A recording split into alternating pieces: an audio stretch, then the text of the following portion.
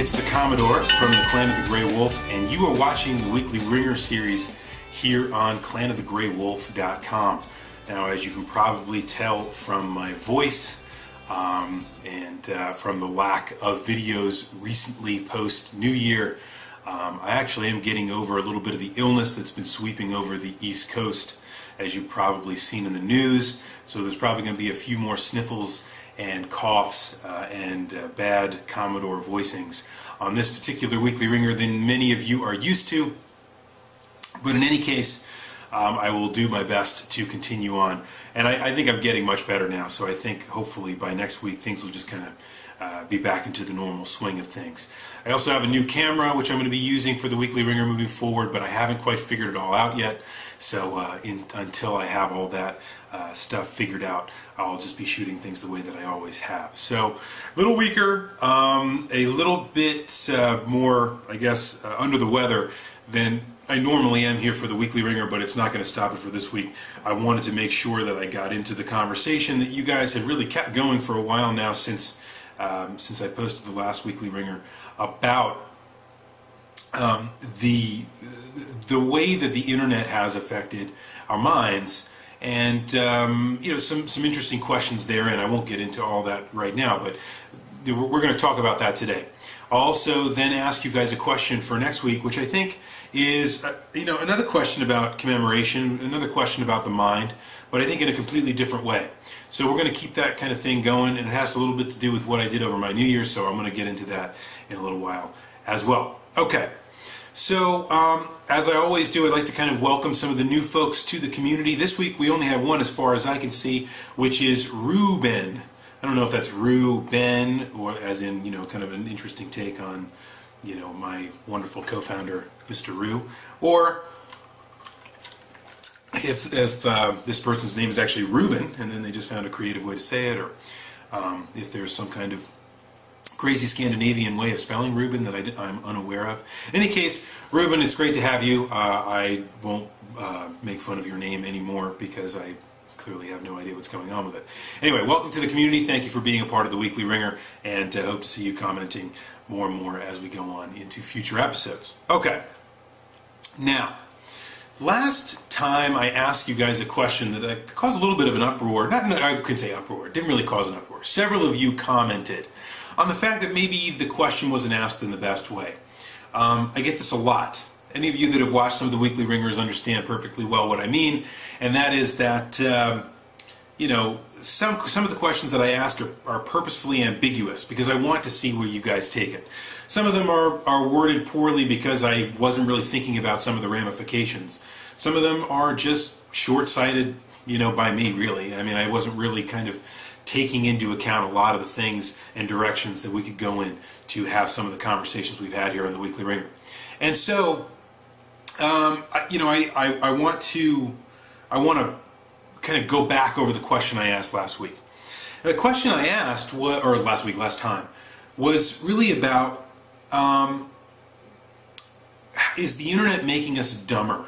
And I thought, you know, there were a couple people had a problem because of the term dumb, the implications that it had. Some of you kind of translated it the way that you wanted it to answer the question, which I thought was perfect, and what I was hoping many of you do. Some of you interpreted that as stupid or lacking intellect, or some of you took it as, you know, incapable of memorization, or there were a lot of different ways that it was taken.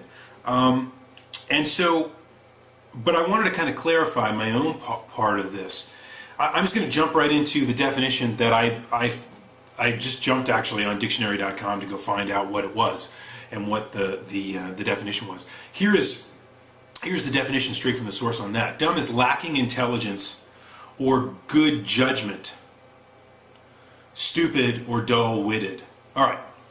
Now, there are a lot of things going on there. Lacking, you know, of course we have several thousand ways of measuring intelligence, although I'm not sure that any of them are as prominently focused upon as the ability to memorize a lot of information. Maybe that would instead make someone knowledgeable, or, you know, kind of a walking resource, but it doesn't necessarily make them intelligent, which is what many of you said. And therefore, the incapability to memorize a lot of things might not also make them dumb. I get that. With that being said, folks, I think most of you got the point of where I was going with this. So I'm going to kind of ignore the idea that there's about a million ways to interpret the question that I asked.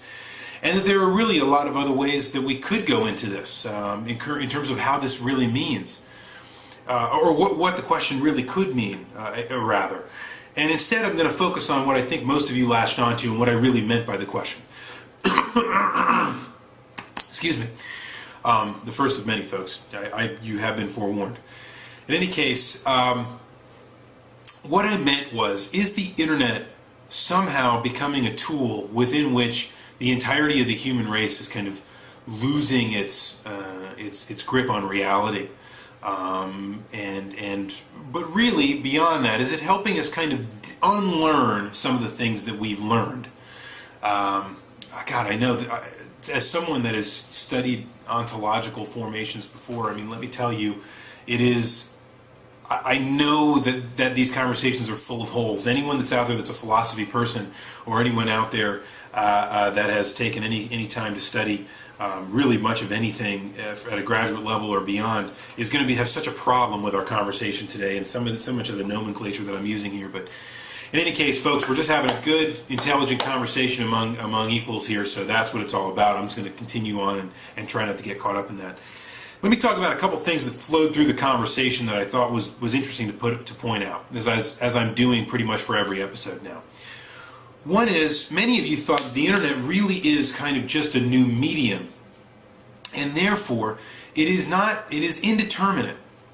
Its effects are therefore indeterminate, and it is therefore kind of more of a tool that can be used to do a lot of things, and is not in and of itself an agent of making people dumber or making people smarter. It is instead a tool that we as humans use to accumulate or disseminate knowledge or information. I agree with that. I think the internet is a medium. However, there's also 50, 60, 70 years of communication research that would really dictate that the medium has a lot more to do with the message and content that it broadcasts than is so simply kind of removed from it as kind of just an on-looking tool that helps us get things. These things arise not in a vacuum. They arise inside certain contexts, cultural contexts, critical contexts, cultural and social contexts. And I think so, in other words, different spheres of influence all over the world. And when those things arise under such circumstances, they actually aren't just these kinds of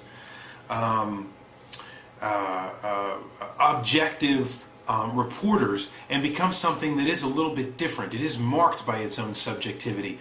And rather than getting into a huge conversation with that, I will just say this. I agree with that sentiment. I just think it's more complicated than that, which is why I asked the question.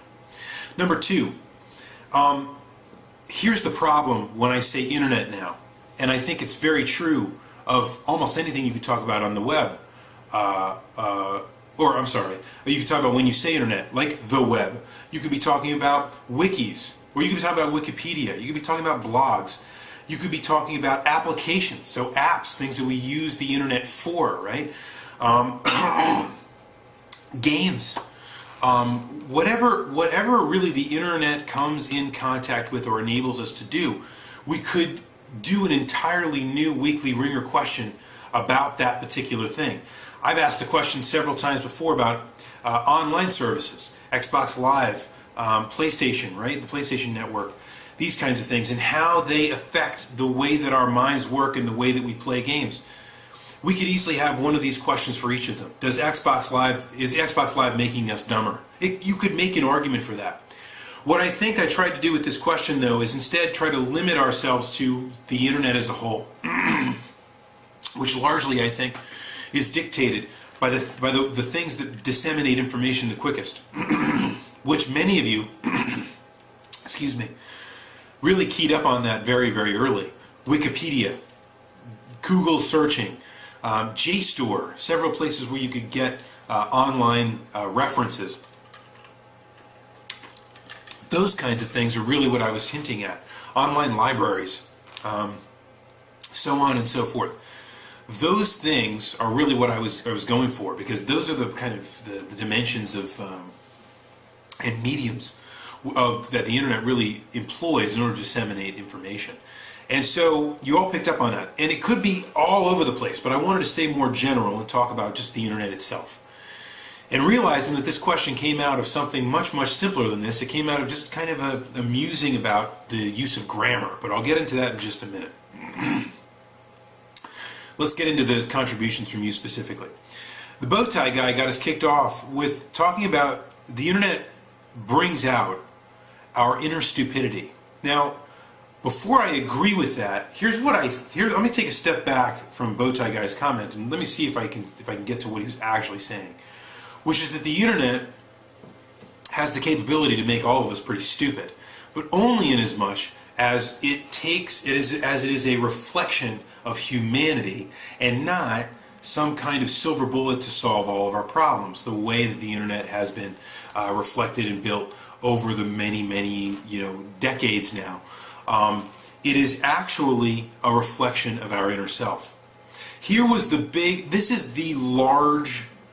is the clarity moment that all of us as a society have in the late 90s and early 2000s, really more the early 2000s, specifically after September 11th. What we realize is that the internet is not determinately good, and it isn't something that simply eliminates problems. The internet is uniquely good at propagating information.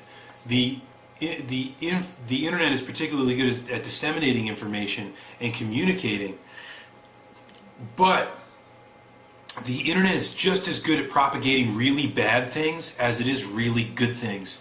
And so the bow tie guy is talking about the idea of it really is a reflection of the nastiness of humanity. And folks, it doesn't take long or a very difficult search or a lengthy search of the internet to see the worst parts of humanity. Just as much as I think it doesn't take too lengthy of a search to go and find some of the best parts of humanity as well.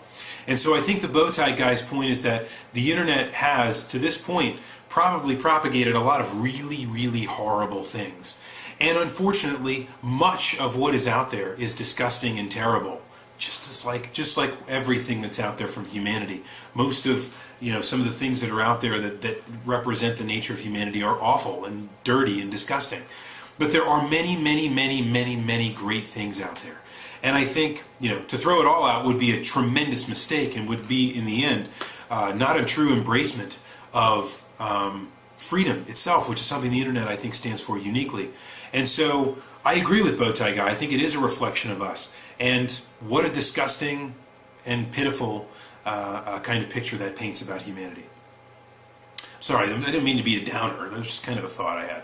Mr. K made a point that several of you echoed throughout, and I actually could have turned Mr. K's thought here into one of the prevailing arguments throughout and really summarize so many of your arguments. He says, it's not making us dumber necessarily. What it's making us is lazier. And to this point, I think, and he obviously cited several sources, being a teacher himself, and I appreciated those. I think we all did, to understand kind of how the nature of students has changed, and we all kind of see this, right? We see kind of this de-evolution of students as we kind of get older. We see how these value in terms of knowledge has gone down tremendously, and how students nowadays really accept a lot of awful things as work, and there is a tremendous amount of laziness that goes on by virtue of the fact that information is so accessible. So I agree with that 100%, and I think Mr. K is kind of cueing in on the fact that the internet, by making so many things readily available, might be making us lazier, but it's also making us, I would argue, intellectually lazy. And that is the essence of the question. So if the internet is making us intellectually lazy, then is it not also making us dumber? Question mark, question mark, question mark. I don't know. Let's keep going. Sonic Rose. This is